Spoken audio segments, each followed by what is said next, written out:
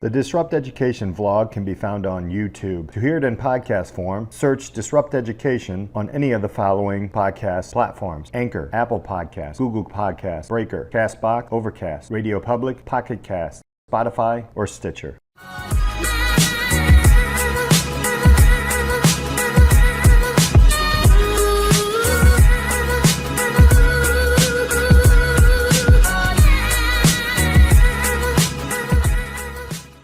Welcome to the podcast. That's Disrupt Education. I'm Peter Hostrasser, your host. I have a great guest today. Brian Maucere is here. And Brian, you know what? You are a man of many things. And so I'm going to let you introduce yourself. But I will tell you, it does say Renaissance Man on your LinkedIn. So I'm going to start there.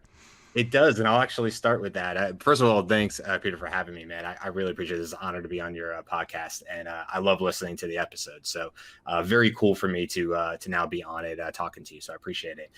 Yeah, the Renaissance Man, where does that come from, right? Well, I got to tell you, I struggled with that on whether to do that or whether to put that or not. I'm like, is that a little weird to put that for yourself? Don't other people, it's like, don't sing your own praises, right?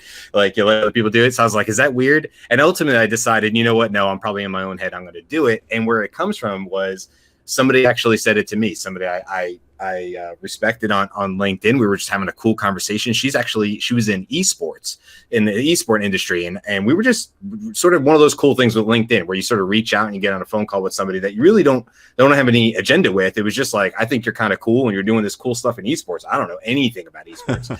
And, she said, I was telling her my history, and she just kind of said, like, yeah, you're a bit of a Renaissance man, aren't you? And I just, like, after the call, I told my wife, I said, I think that was like one of the coolest compliments I've ever gotten. You know, it's just a cool way of sort of summarizing. Yeah, I've seen a few things, or like I like to quote the commercial. I know a few things because I've seen a few things. Yeah. that sort of sums it all up, you know, after 42 years. So yeah, that's where that comes from. But yeah, let me give you, what do you want to know? What can I tell you about my past? Well, let's just start. So you have a lot of things listed there on LinkedIn, right? So right now, where are you? What businesses, and that's plural because I know you're in many spaces, but what kind of things are you doing right now? I work for a data analyst company or a data analytics company, but I'm actually the digital strategist at the moment for it. Mm-hmm. So I'm taking care of everything. Really got into it for the videos. They started using me because I had a background in making videos specifically for the company's LinkedIn page. And we were seeing a lot of success with that and working with different partners and different things. And so that's been a lot of fun. And that's kind of what I'm doing. The way I ended up in that job was just really a love for data. Mm-hmm. And previous to that job, my wife and I were running our own online nutrition company called Nutrition Wide. And so we were catering to the CrossFit crowd, which will make sense because the job before that, we owned a CrossFit gym. So when we sold the gym after 5 years, built it up from nothing, from zero to an 800 square feet and 0 athletes up to 5,000 square feet and about 115 athletes. We sold it in late 2015. We really, at that point, we sort of sold it faster than we had an idea of what we were going to do. And people actually said, oh, we didn't know you were looking to sell the gym. We said, we didn't know either. Just opportunity came. And I sort of hung up the phone with my instructor who said, hey, I'm going to open up another gym. And I said, oh, that's great. That's fantastic. Really, really excited for you. And hung up the phone, called my wife, said, hey, you know, so-and-so is opening up another gym. And I said, you know, my first thought on that call was, I kind of wish she was buying our gym. And my wife, in all her infinite wisdom and everything else, and just an amazing person, said, you know, that's not the first time you've said that. And I said, you're right. And one thing led to another, and we actually ended up selling the gym to them. So then we were basically left businessless. Yeah. I was jobless, actually. I sold the gym and that was great, but I was jobless. And so we decided, with my wife being a dietitian, it made sense to go into the nutrition field. And so we started an online company that catered to CrossFit athletes around the world. Had a lot of fun with it. And we didn't do supplements, which is what ultimately people think we did. Like, it sounds like a supplement company. What we actually did was we leaned heavily on my wife's expertise as a nutritionist, dietitian, and we created customized nutrition plans. So athletes could basically go on to our website, answer a few questions about themselves, goals, body styles, things like that. And it would actually output, if you will, customized nutrition plans that they could follow, along with, here comes back the video part of it, about 40 different videos that we scripted and wrote and shot with my wife, talking about the different parts of the nutrition plan, giving her expertise on this is why it's important, whether we were talking about macros or whatever the case was. So that's what we did with that company. And in those two companies, and probably before, if I'm being honest, prior to that, I was a firefighter for many years. Here's the Renaissance man. Right. It starts to get right. I love it. But anyway, always had a love for data. Always knew that there was something more to it. It was like I don't know. It was like shifting, and I could tell I needed to get my hands around it, but I didn't know how. I really didn't. And I was running this company, and data was pouring in by the bucket loads, by the rows and rows and rows of data, and I just really couldn't make money off of it. Essentially, I mean, at the end of the day, I just was not capitalizing on the data. So I've kind of been all over. I've been everywhere, man, type of thing. Like I said, I did firefighting. The firefighter thing, I was over in Iraq for 15 months. Wow. That was interesting. And so I did that as a contract firefighter in Baghdad, and got an amazing experience over there. And before that, I was a domestic firefighter in the Atlanta area for 5 years. So it's been a ride, and it's pivoted. The theme is pivot, and sometimes I knew it was coming, and sometimes you got to roll with it, You missed one piece. You're an author as well, right? Yeah, I have. Yeah, you wrote a book as well. That was tell us a little bit about that. I got to give a plug for that, right? Yeah, no, I appreciate it. It's been a few years, but yeah, for sure. So the book is called "Hello, I'm a Sugar Addict," which is a great way to start explaining it. So yeah, among many other things, it turns out I'm a sugar addict. And it's something I didn't really know existed until several years ago. Going on 7 years. This May will be 7 years that I've been quote unquote sober. And I'm careful about using that term because there's so many people that are dealing with major addictions. But the fact of the matter is there's a lot of people who actually legit do have a sugar addiction. And so around 35 years old, I realized I had a problem. I realized that my daughter was young at the time. She was about 2. And I was struggling. I had gained weight, was just generally unhealthy. The irony of this whole thing was I owned the CrossFit gym at the time. I was the head instructor at the time and was closing up the gym and going and getting 3 Dunkin' Donuts before I got home. And then I was hiding it, so then the shame comes in. You're like, well, I'm hiding it because I don't want my family to see that I have. I didn't really recognize it as a problem at the time. And so I didn't know what to do. I knew I had a problem. Easter of that year came through, and I just almost was, oddly enough, out of control at a relative's house in Kentucky. And just, it sounds silly now, but it really was a big deal. I mean, I just couldn't stop eating jelly beans, and I was hiding it, and I wasn't telling anybody. I remember my brother saying something to me, and he just kind of looked at another piece of cake, and he didn't mean anything by it, but it was all in my head, and it just had a big impact.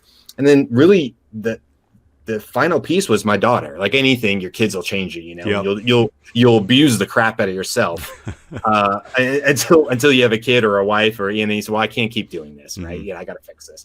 And my daughter, when she was little, would look at a water bottle and say, "Mommy's," and she would look at any soda bottle and say, "Daddy's." And of course, she's just 2, and she's just, or 1 at that point, probably name, recognition of things, and so proud on her face. And I was basically crying, like legit. Right. And so I decided I need to fix this because this is really leading towards pre-diabetes or worse, truthfully, a shorter life for sure, and an unhealthier one. Cut out all added sugar, cold turkey. Realized I had a couple tasks for doing that were working for me, that I felt like could help other people. And so ultimately I decided, let me see if I can help other people. And so I wrote that book, and it's a little bit of a memoir of growing up, and there always being, I grew up in New York, and my grandfather and 2 uncles of mine at one time all worked for Entenmann's. So if you're from the North, Entenmann's, I guess Entenmann's is everywhere, but I have strong family memories and emotions attached to Entenmann boxes, damaged Entenmann's boxes. Fell off the truck. A lot of falling off the truck and stacked about 6 high on top of the fridge. There was always the blue and white boxes. And so I have great memories attached to that, like a lot of people do with food. And so I think that was a lot of it too. It's just one of those things. I'm thrilled that I was able to recognize it, and I struggle with it daily. people can eat cake around me and stuff, and I don't lose it. But it's a constant thing. And it is amazing, man. When I won't say slip up, but every once in a while you can just get sugar and not realize you had it. You think you're in the same.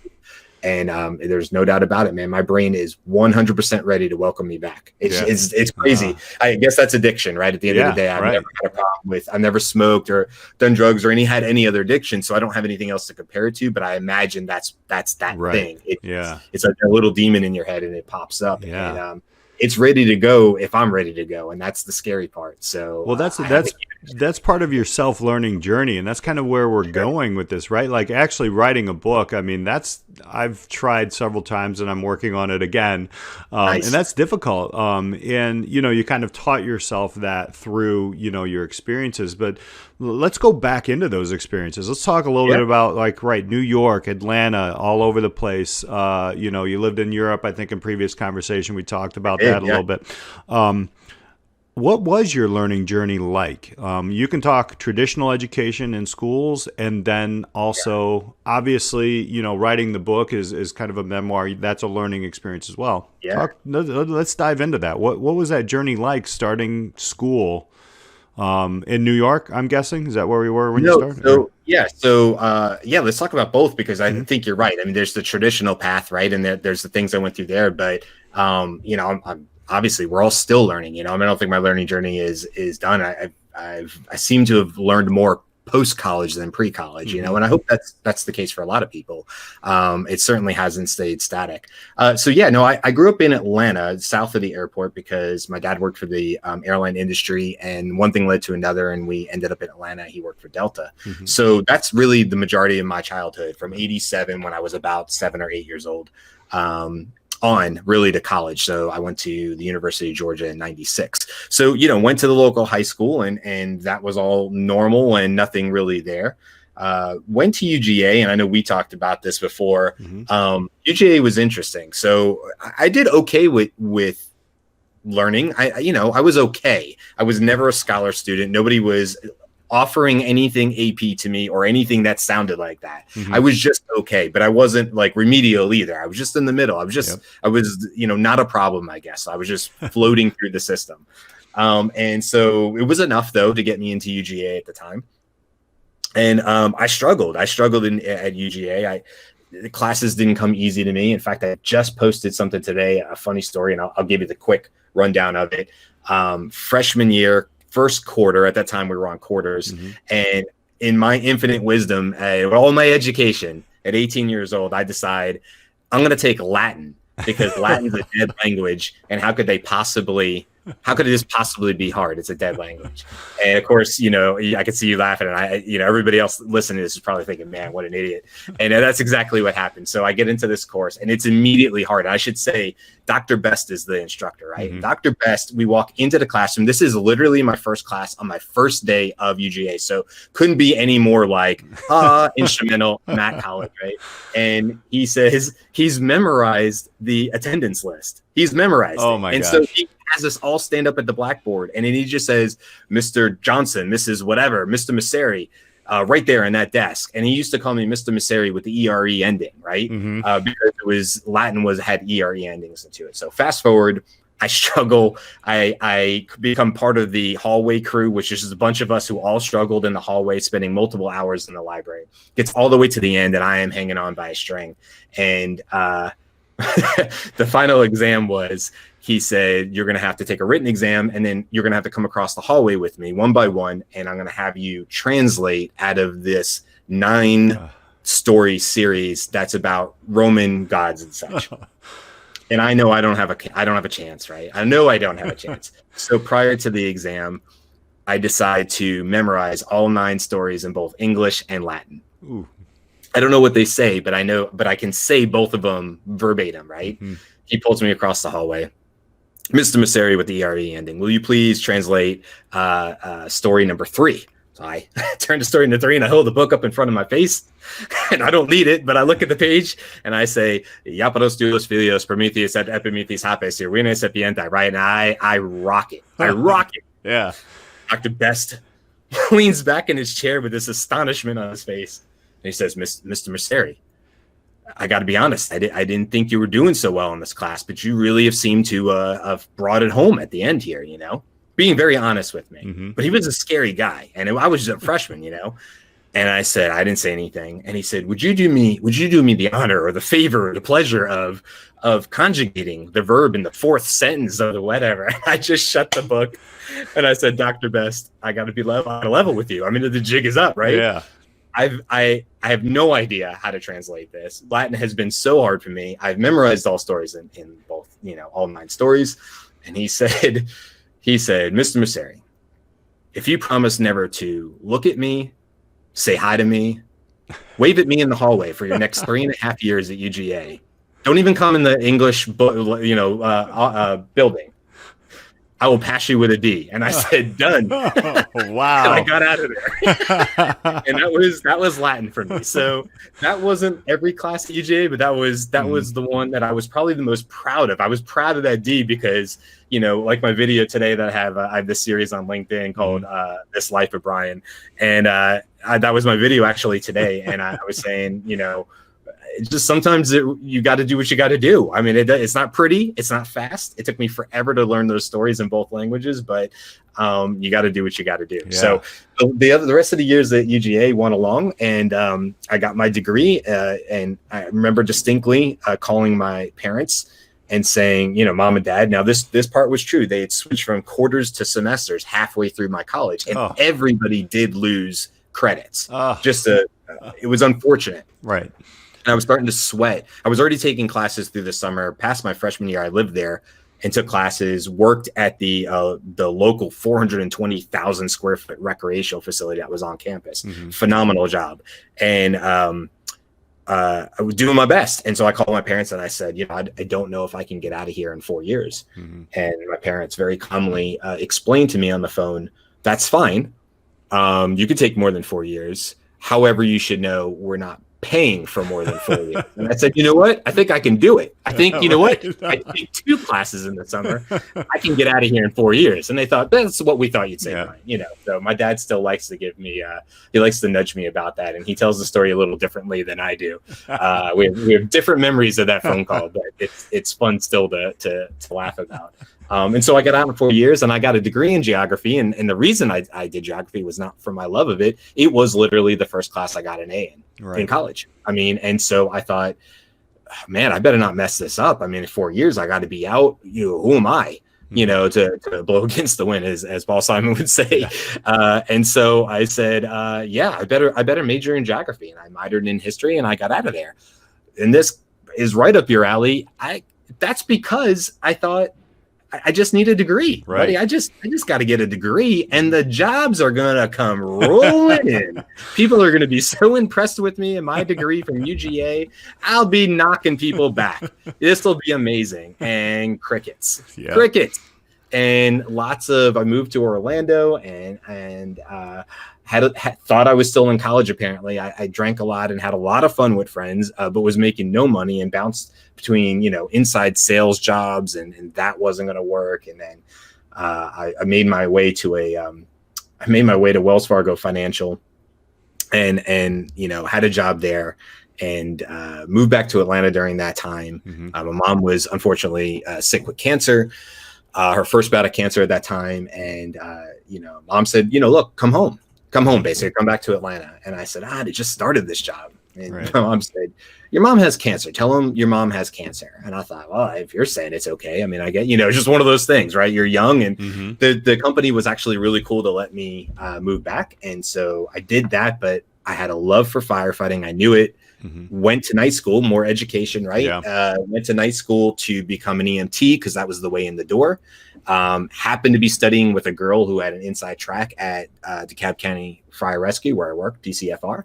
And literally almost the day after I graduated, I had an offer at the firehouse. And I was about 23 years old when that happened. So, a little bit of bouncing around after college for sure, because those jobs weren't there. But I've always had a passion for helping people. Nothing makes you feel better. I think everybody would say that. And so I thought, man, what a cool job this is. I get to go knock down doors, fight fire with water, drag people out, save people, work on people. I was an EMT, and I got to do all that at some point. I mean, I have some really, really amazing stories, and some that I can't share because they're a little on the firefighter humor type stuff, right. Tough situations, but firefighter humor at the end.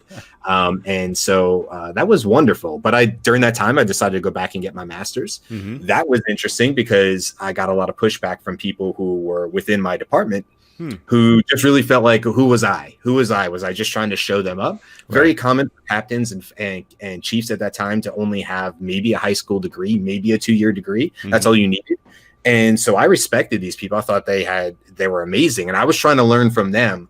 But for some of them, it was a real assault to be this young kid going to get his master's. Because who was I to do that? You're a rookie. Who don't even look at the ladder truck, that kind of thing. And so that was tough. I had to be careful about who I said that around, and I would study at night at the firehouse and things like that.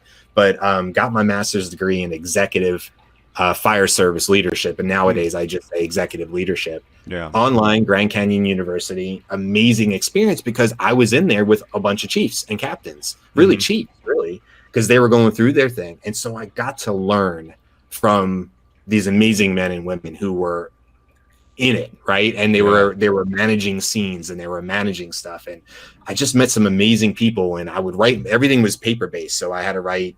When it was all said and done, after 2 years, I wrote like 200 professional essays, Oh, wow. And no tests, which was perfect for me because I could write, but I wasn't great at test taking. So it was actually perfect. Got a 4.0, amazing experience. And then, one thing led to another. Thought my wife got a job. She finished her master's degree. We came down to Tampa, thought we would, I'd just be a firefighter down here. I thought I'd retire at 28 years or whatever, and, wasn't a medic, and that's what ended up hurting me in Florida. And that's when, about 9 months later, of being jobless, really, and not really knowing what I was going to do, because I just thought I'd be a firefighter. I had all the qualifications. I had reciprocity for the state. I thought I was in, and I just didn't have the one thing I needed, which was medic. So I started medic school. Actually got basically hired by the sheriff's department locally with the intent of, I didn't want to be a cop, but I knew that if I put in 2 years with the sheriff's department, I could inter-office transfer back to firefighting. And I thought, well, pension's pension, right? Just get in the door, right? Do what you got to do.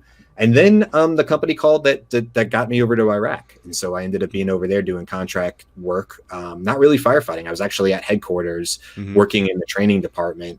And yet another great experience of just learning and listening and screwing up and being told to stay in my lane and know your role. And okay, I overstepped my bounds there. And, here I am getting yelled at again. I must have done something wrong.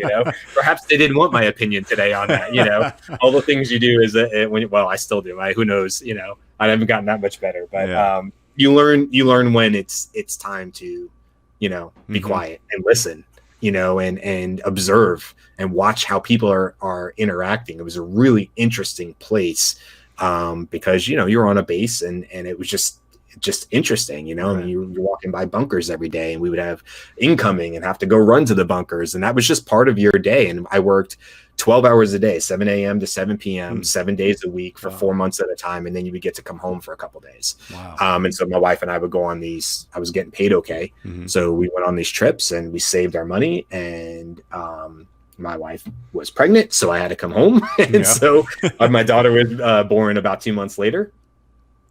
And so, and then we saved up enough money to open up our own business, and that's how the CrossFit happened. So, it's like I've education, man. I mean, everything from the formal, but so many other experiences that have shaped who I am, what I do, great mentors, people that I despise. And of course they teach you just as much. It's sometimes it's the people that you don't want to be anything like that are your greatest teachers, whether they want it to be or not.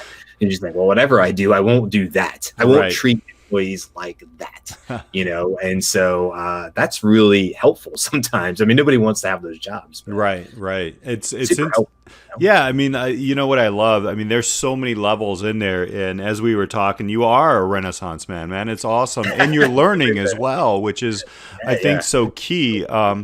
traditionally a lot of parents are thinking, yeah, they just want safety for their kids, right? I'm sure your old man was just like, Brian, can you just like, work on planes for the rest of your life and we'll be Oh done my with God, it, right? yeah. So, and now that He would we're be more than parents, happy for me to be a career man. Yes. right. And now that we are parents, we know that the economy has changed, the gig economy. There's so many different things, and throughout that, it's interesting because I also dealt with, I worked with some really great electricians, and I learned so much. But when I was in school, it was you get that pushback, or there was, a lot of assumptions and different things that were made, and you really learn how to work with people. Right. And I heard that in your story through with the, the firefighters and everything. And so we're here. We're both fathers. Yep. Actually, your daughter is a little bit younger than my daughter. I have a 12-year-old. You have a 10-year-old, I believe. And yeah, she just turned 10. How is that going? As a father, going into education and looking into different things. Your daughter's doing some pretty amazing things, and I appreciate that. and in our previous conversation, even you did some pretty cool things at 15. With karate. I think you left that part out and everything, but yeah, that was my first job. Right, right. That I got lucky, I guess. I mean, I just started karate as a sport, loved it. Mm-hmm. My dad had done it years when he was a little teenager to in his 20s. He had done judo and jiu-jitsu, and but that didn't really play into it. I guess maybe that's why he got me into it. I was playing soccer at the time. Moved to Peachtree City, where we lived in Georgia, and started with this brand new studio. Guy named Mark Dumas, who still owns the studios and is a good buddy of mine, was 19 when he opened it. And his parents said, as far as I remember, his parents said, we can give you the same amount of money for college, or you can start a business. And he started a business. Wow. And I was one of his early students, and that just one thing led to another. Got my black belt when I was 13. And it just so worked out that it just naturally transferred into being my very first job and only job until I left for college. Mm-hmm. So I had an odd experience where I was being paid at that time.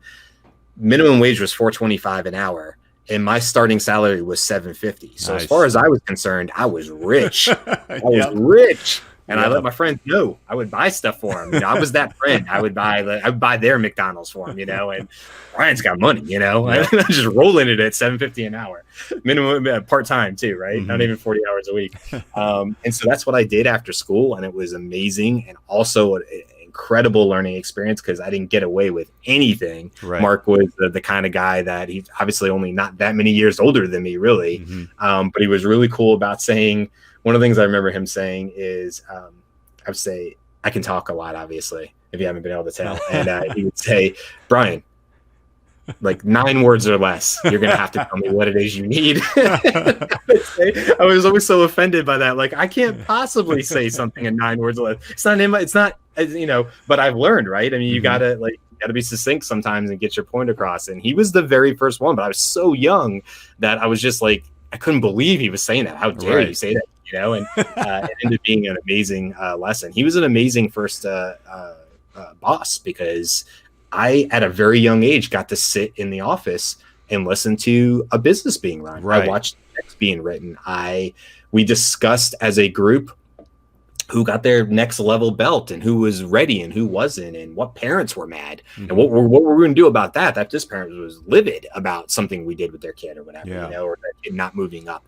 And so all those interactions and just getting to be so young and sitting in that and absorbing that was really, really cool. Yeah. So you were talking about my daughter. And so, that was my first job. Mm-hmm. My daughter is 10. Her love is gymnastics. Mm-hmm. So she loves it. She really got into it as we sort of hit the lockdown from COVID last year. And so she had a lot of extra time at home. We had some equipment at home, but she wasn't super serious about it at the time. Mm-hmm. Started watching some YouTube videos of some girls that were were doing like stretches and things like that, and just I don't know, like a moth to flame. I mean, she just I want to do that. So she started stretching, and to her credit, man, she got herself flexible, and that led to her being able to do more advanced moves of gymnastics. And so we started talking about businesses because we've always talked about being entrepreneurs and what does that mean, and what is an entrepreneur? What do what does that mean? What do you do if you're an entrepreneur?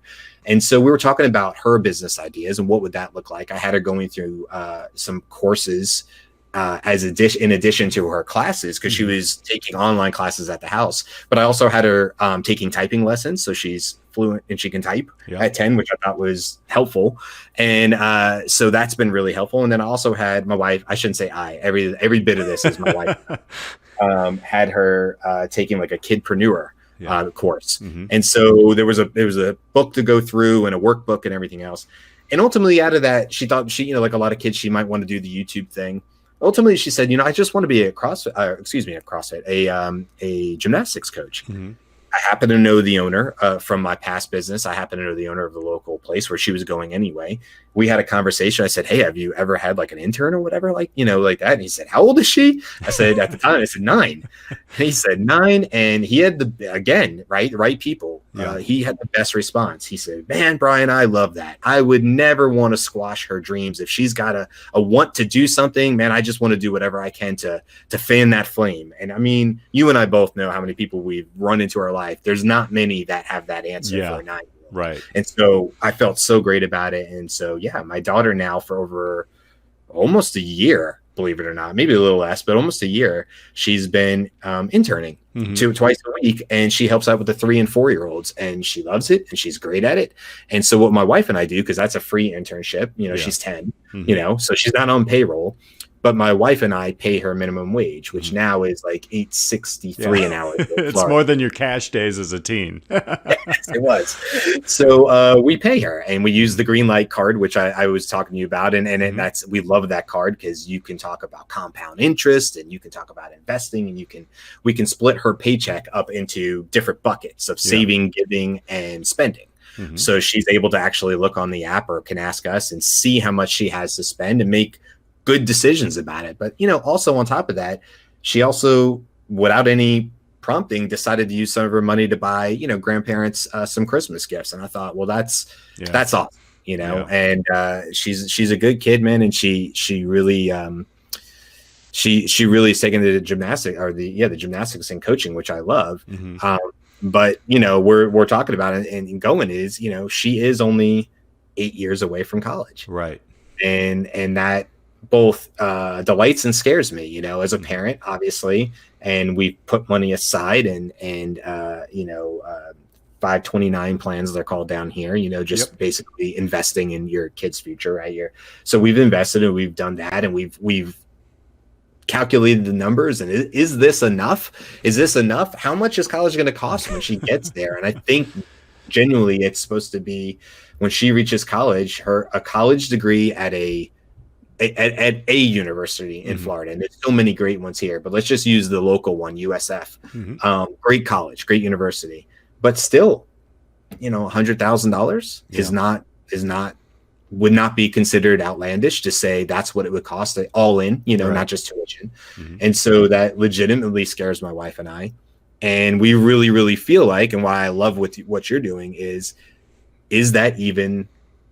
it necessary? And when I say necessary, I think a college degree is necessary, but is an online college degree that would cost 10% of that total, right? Better? Is a gap year better? We got the opportunity when we had the online company to live over in Europe for 5 months, and we put my daughter into online school for the first half of her first half of her first grade, and she excelled in that. And we got done with all of her school, everything that she needed to have done by noon. And then we would try to wrap up what we needed to do. And we were living in Berlin first.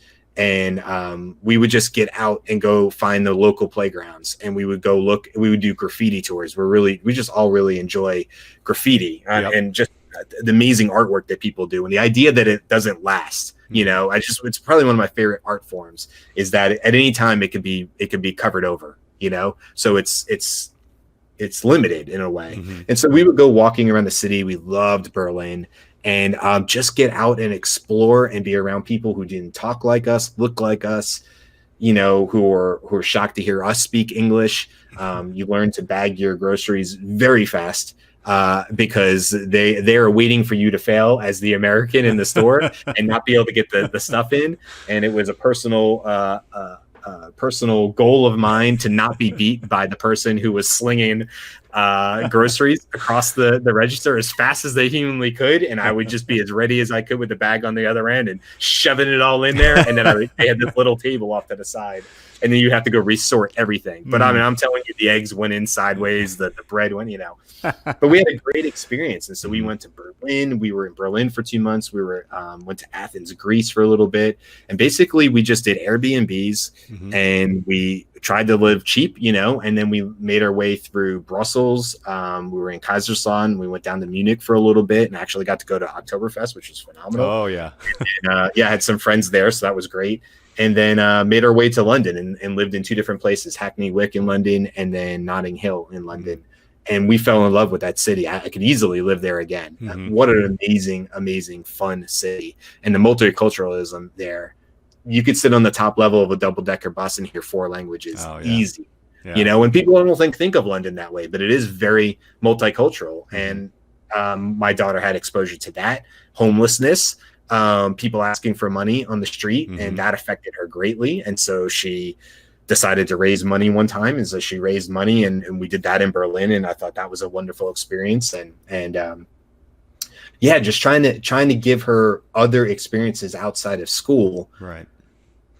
And trying to think about how to re-engineer education, which I know is your expertise and what you guys are doing, and I love it because there's just so many ways to do this now. You're not stuck to one way, and I think that's amazing. But at the same time, I can't help but have that dad fear, of like, are we making the right decision?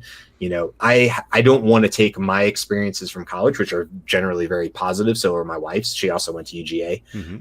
And so we both had great college experiences, but I don't want to label my daughter with that and say, well, but I did, so you will. Right. When the reality is she could be in the Peace Corps, getting her online degree and having amazing experience in the world, and go, but I don't miss college because I didn't have your college experience. I don't, I didn't go to football games. That wasn't my thing. Or, so what is she going to miss if she's not, so I want her to have her own experience. I want her to find her path, but at the same time, have enough connections, be out there in the world and meeting people via LinkedIn, when she's a little bit older and things like that, that she doesn't have to worry about, will the piece of paper get me a job on the other side? Because it didn't 20 years ago or 21 years ago now. That's depressing. 21 years ago. And I don't believe it will for her. Right. So there's a general fear there. of trying to figure this out. It's interesting because as fathers of this generation coming up, I think you're bringing up very good points. Opportunity costs, right? Like, so what are they? What is the experiences? And we've talked about this before. Is getting out of the way slightly of our own kids. Let me ask you this then.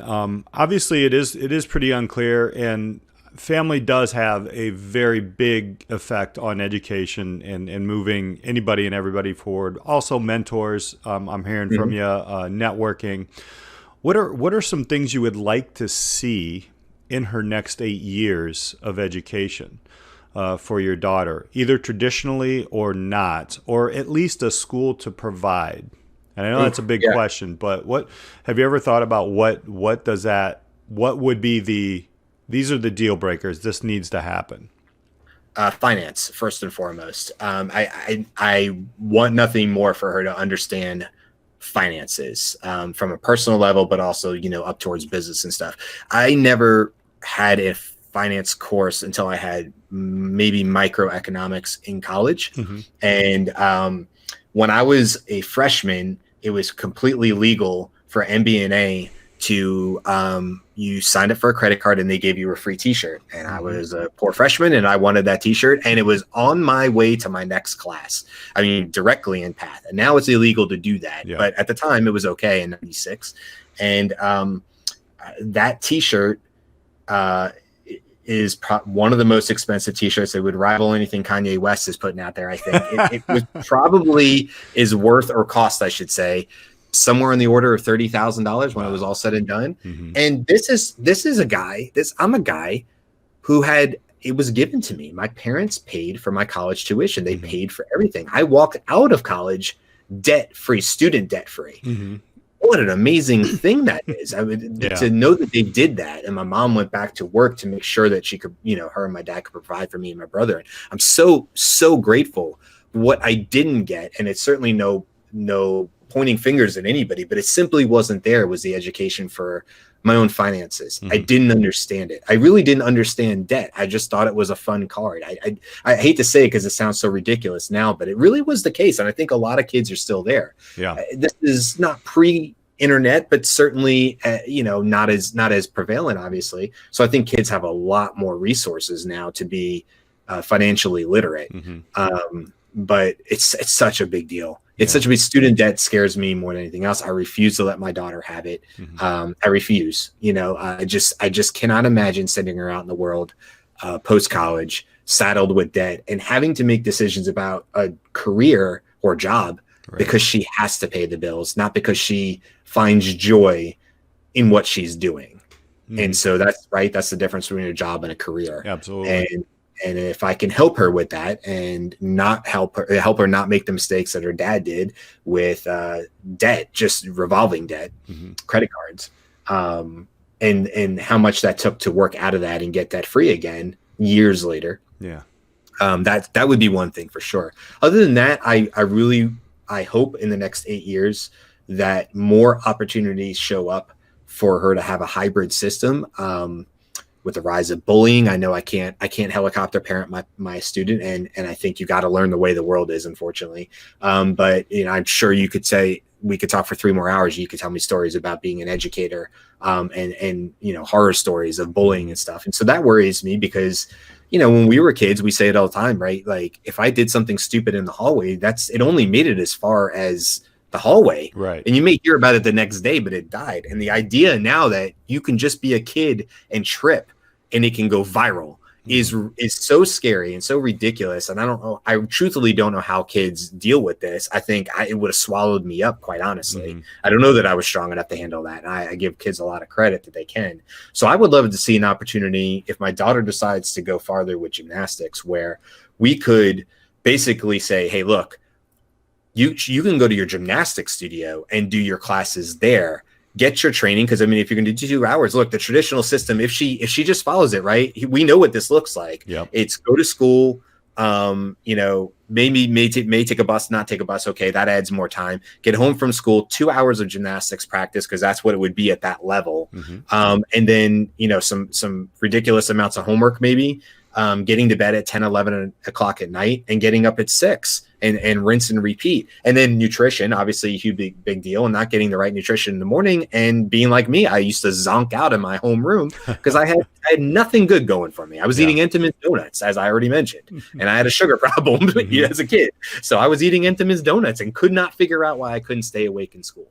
These are the things we're smarter about now. And, the YouTubes have helped and stuff like that, people helping. But I would love to see her have an opportunity to actually not have to go to like a traditional middle/high school and be able to continue with her, get the experience of sports training, but then also finish up that and be able to go take a job or even just an internship somewhere. Say, hey, she's passionate about animals. Which she gets from her mom. She doesn't get that from me as much, but she's passionate about animals, and her and her mom, my wife, will go volunteer when they're doing pet adoptions at the local pet smarts and stuff like that. And I can totally see her just saying, hey, I just want to be a fly on the wall. Will you let me do this? And how is she supposed to have that opportunity if sports and school have soaked up the entire day, right? And then you're just struggling to try to get through the day. So I guess I would love to see a solution like that was available to her, because I think she and many other kids could thrive for sure. Yeah, those are two great things. Financial literacy is big. I have the pleasure of actually teaching a course in that, and here in Illinois, it is a graduate requirement, and I just kill the budget. I'm all over the budget. Set the budget. Some of the other stuff they'll forget. Compound interest and budget. Those are the two big things, and I love that. The other thing that's very interesting is my last guest. Got to give him a shout out again. Eddie Hartman actually said, jobs should be electives. That should be an elective if you go to work. So I'm hearing that a lot more. And as a business educator, man, that makes me so happy, because those experiences are really what you have to add those experiences. So I love that. Hey man, sure. I want to let people know, where can they find you? How can they connect with you? And I know you're on LinkedIn. I'll put that in below. Is there other places where our audience, parents, anybody can connect with you? LinkedIn is probably the best right now, and I would love to connect with anybody listening to this. So this year, I've really put an emphasis on building out my own personal brand. But I really did want to expand my personal brand, because I really do think that's probably the future of LinkedIn. I've run company websites and stuff like that. You're never going to have the reach that you do of the people working at the company. And so I think that's just something that's important. And so it's something I wanted to go after. So just this year I started, like, literally, this is I've been doing it almost at the end of the month. So I've always been doing it 28 days. I decided every day I was going to post a new video on LinkedIn, and very much like we're having this conversation, my whole goal was, well, number one, be succinct, because clearly that's a problem of mine as I rattle on here. 9 words. 9 words. That's all my videos are 9 words. That would be awesome if I could pull that off.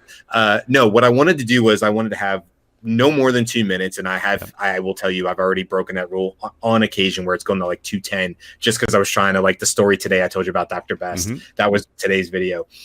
Stories about karate, stories about firefighting, stories about being in Europe. I find that in my life that I find it very easy to connect personal experiences with business experiences. And so I thought, I don't know if that's unique or not, but I really do love telling stories, and I genuinely like helping people. And I'm pretty good at video, because I've been doing it for a while, and I'm one of those weird people that is actually way more comfortable in video than writing copy. I was just talking to people on Clubhouse today about that, and saying, like, how do I get better at copy? And everybody else is like, how do I make my very first video? I'm like, that's the easy part, for me. But everybody's got their thing. So I have a series. I call it a series because I felt like it would be easier.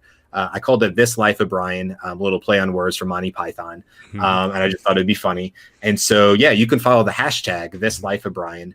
And that'll pull up all my posts. And I would imagine just my posts. I don't think anybody else is using that hashtag on LinkedIn. But you can also find me on LinkedIn by just, doing my first name, Brian with an I, Maucere, Maucer, or not dot, I'm sorry, dash Maucere, I think is the way. Maucre. But This Life of Brian, and you'll find me anyway. And man, come out and tell me what you think about my videos. Tell me, you need to get better at copy. Just connect, and let's have some conversations and meet new people. And it's led to this, which is fantastic. That's how we met. So it's working. And I use a company named, I think anybody that's doing this kind of stuff is using a company named Shield, and that's watching the analytics. So that satisfies the data nerd in me, to watch all the fun little analytics and data for all the posts. And I'm just having a ball with it. I don't know. The best part about it is I've done about 30 of them. And I joked to my wife and said, I think I only have 20 good stories. And what am I going to do after that? And that's the best part, is I literally don't know. I don't know where the next story is going to come from. But they keep coming, and so that's interesting. Let me jot that down. Maybe that's something, And so, I'm having a ball with it. And if all goes well, on December 31st, I'll post my 365th daily video of hopefully less than 2 minutes. God, it's grown so much just in the month. So please come find me and let's connect and talk about it. And if you need help with video, I'm finding that a lot of people actually do have great reservations about making that first video. And what does that look like? I don't have a business for it, but I will more than happily help you and tell you what my secrets are, whatever they are. If you're looking to become more proficient at doing the same thing and getting some videos out there. And I think we both would highly encourage that. Yes, absolutely. I think it's still, believe it or not, an untapped market on LinkedIn. So it's pretty amazing. Come out, and if you haven't started on LinkedIn, do it. And tell me you're doing it, and I'll come and comment on all your posts. Yeah, right. Get those analytics going. There you go. Well, listen, Brian, I want to thank you so much, A, for sharing your story, and B, for being a parent and really trying to figure out things, because I know a lot of us out here are really seeing changes in education. So thank you so much for sharing your journey on Disrupt Education. Oh, man, it was a blast. Thanks, Peter, for having me. All right, ladies and gentlemen, we'll see you next time on Disrupt Education. Thanks for hanging out.